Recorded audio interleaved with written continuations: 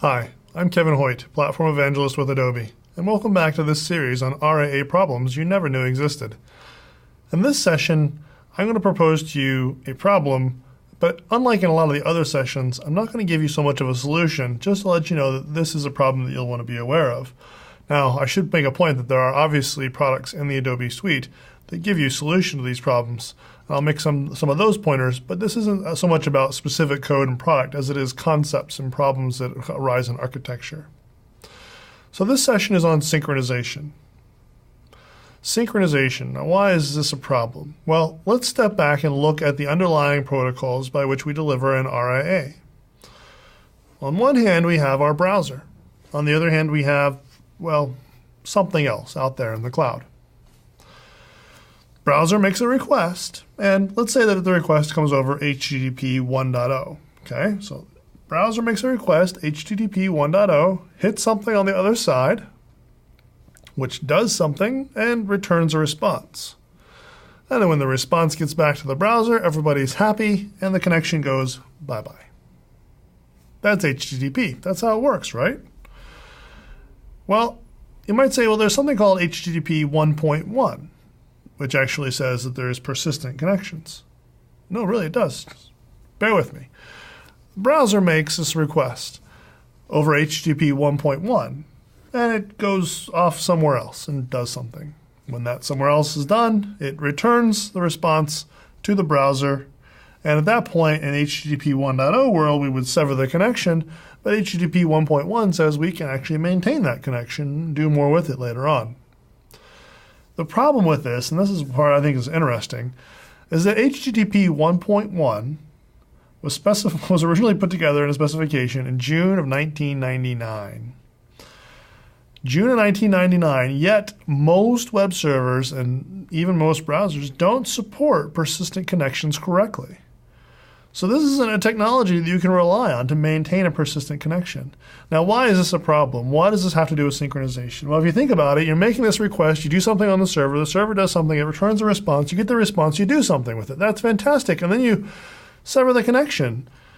So you no longer know what happens to that data on the server after you've got it. And in the case of RIA specifically, you might be working with that data for a very prolonged period of time on the client without ever actually having to reach back out to the server. So what happens if you change data and I change data on the same data set, but we're disconnected, so we don't know who got it, who gets the right to change it, who comes first? If we both submit at the same time, what happens? How do we get notified? And how do you as a developer build the architecture out appropriately to send that response of notification that, hey, you were last, or you can't make this record change because someone else has got it, or yours is out of date. Maybe you want to put in the architecture to say, here are the changes that don't match up, which ones are right, maybe you want to give them the option. That's a lot of work. So synchronization is one of those RIA problems. It's just implicit to working more on the client and less on that page refresh model.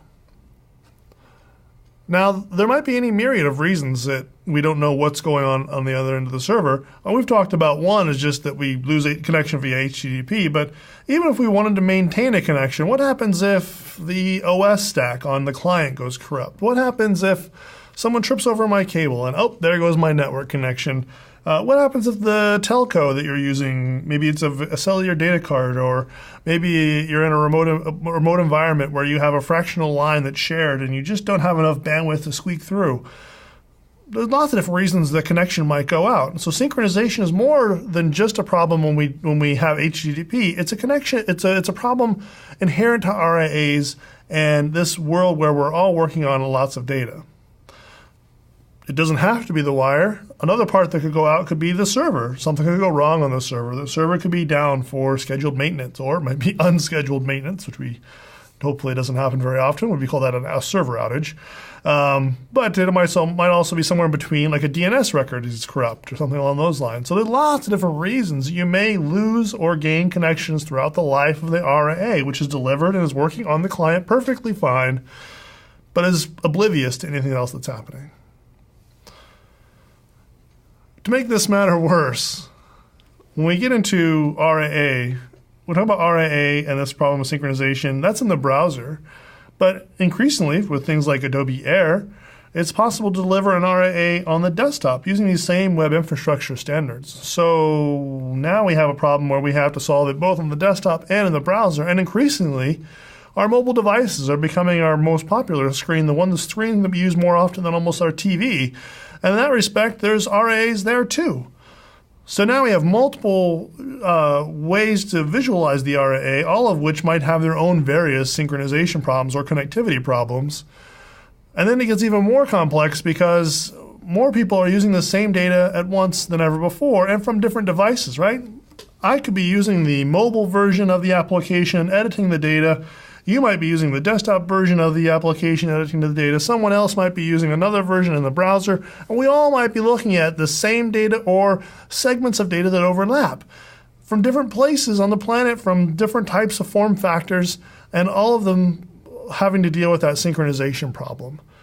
Now, there are ways to architect around that. Lifecycle data services is one of those great ways to architect around that. It's an Adobe product.